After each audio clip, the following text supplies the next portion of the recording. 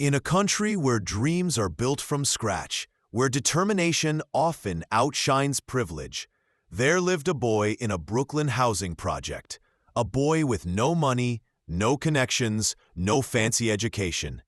But he had a dream. That boy? Howard Schultz.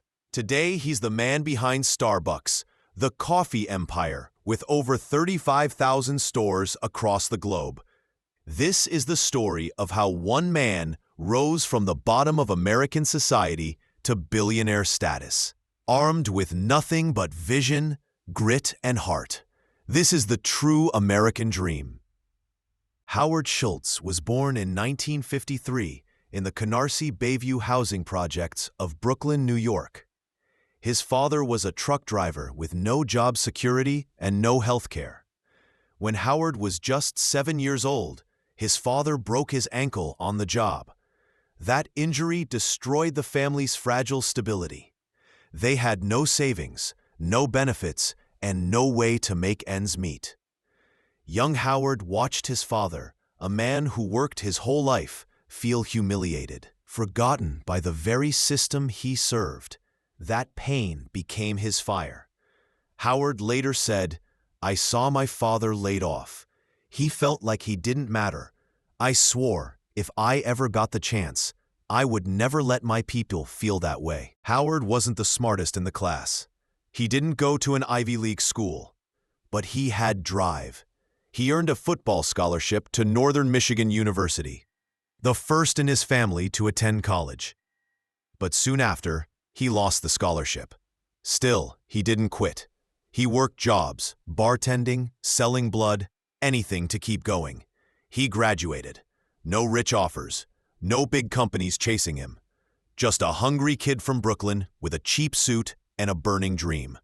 Howard began working in sales, cold calling, knocking on doors. He eventually landed a job with a Swedish housewares company. In 1981, he noticed that one small Seattle company was ordering a surprisingly large number of drip coffee machines. Curious, he flew out to visit. That company? Starbucks. Back then, Starbucks wasn't selling lattes or frappuccinos. They sold coffee beans and machines, nothing more. But when Howard walked in, something clicked. He said, "The smell, the passion, the knowledge. I felt like I had found a home." He begged them to hire him, and they finally did. But Howard's true vision was still brewing. In 1983, Howard traveled to Milan, Italy, where he experienced something he'd never seen in America: coffee bars. Not just shops, but social hubs. Places where people met, relaxed, and connected. He saw community. He saw culture. He saw something America needed. When he came back, he pitched the idea to Starbucks. Let's not just sell coffee beans. Let's sell the coffee house experience. But the owners said no. They didn't believe in serving drinks. So Howard did the unthinkable. He walked away. Howard Schultz launched his own coffee shop, Il Giornale. To fund it, he needed $1.6 million. He approached over 242 investors, and he got rejected 217 times. Some said coffee would never work. Others said his background was too weak. Some laughed at him.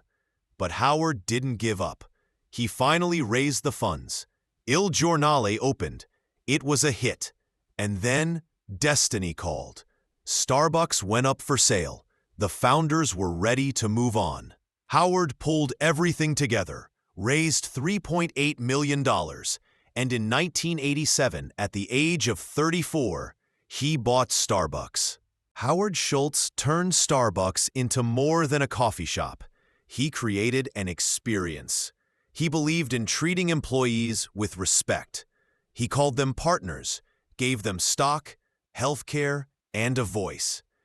Even part-time baristas received full benefits, a rare move in corporate America.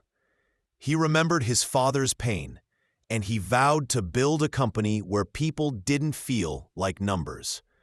Under his leadership, Starbucks expanded from 11 stores to over 35,000.